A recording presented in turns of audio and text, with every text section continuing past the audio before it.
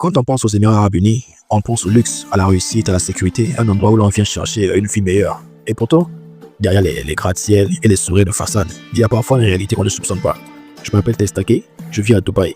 Et ce que je veux raconter, je ne l'ai pas lu quelque part, je l'ai vécu.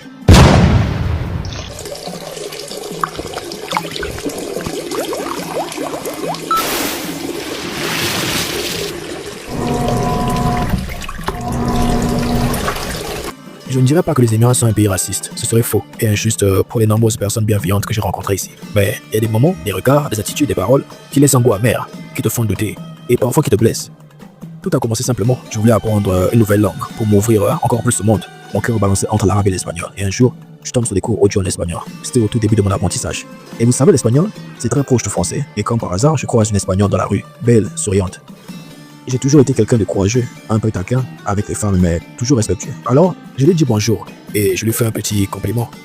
Et je lui demande son numéro. Elle me répond avec douceur qu'elle a déjà un petit ami. Aucun malaise, elle a été polie, élégante. J'ai simplement dit ok. Puis je suis parti, rien d'extraordinaire. Du moins, c'est ce que je croyais. Ce que je ne savais pas, c'est que sa cousine avait tout vu. Et étrangement, elle a commencé à venir me parler tous les jours. On discutait parfois longtemps, mais je sentais qu'il y avait quelque chose de flou.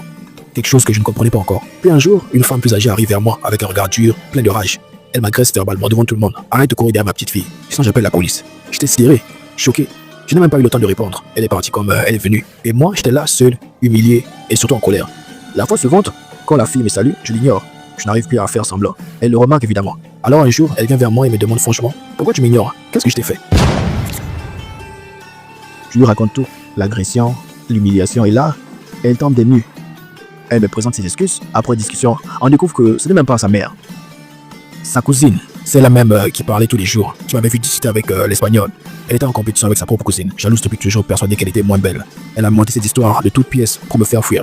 Mais vous savez, ce qui m'a vraiment blessé, ce ne sont pas seulement les mensonges. C'est les mots que cette femme a utilisés. Son regard, son temps. J'étais innocent. Je n'avais rien fait de mal et pourtant, elle m'a traité comme un criminel. Juste parce que j'avais parlé à une fille. Et là, une question m'a traversé l'esprit. Est-ce que ça serait passé comme ça si je n'étais pas mort? À Dubaï, on peut vivre bien, on peut travailler, évoluer, réussir, mais il faut aussi être lucide. Tout n'est pas parfait. Il y a des non-dits, des préjugés simulés, des violences qu'on ne comprend pas toujours sur le moment.